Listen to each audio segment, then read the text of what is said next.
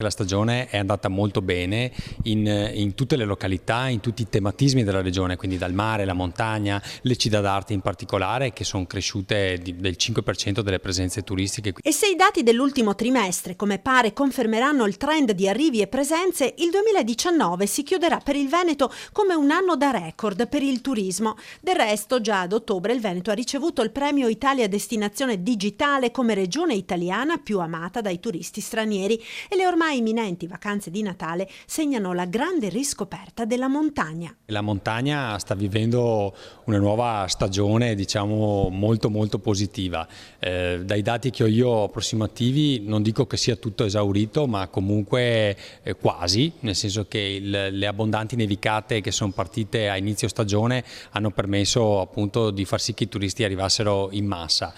Ma poi stanno crescendo molto anche altre località, le città d'arte in particolare. Treviso è una città che negli ultimi 2 anni sta facendo crescite in doppia cifra, quindi c'è questa riscoperta anche internazionale del turista verso località vicine a Venezia ma che non sono Venezia. Ed è proprio Venezia, dopo l'acqua grande di un mese fa, a soffrire nelle ultime settimane. Proprio il timore dell'acqua alta e dei danni causati dalla marea eccezionale ha fatto fioccare le disdette con un calo degli arrivi di circa il 40%, tant'è che gli albergatori hanno avviato una campagna destinata soprattutto alla stampa estera per invitare i turisti a tornare in città.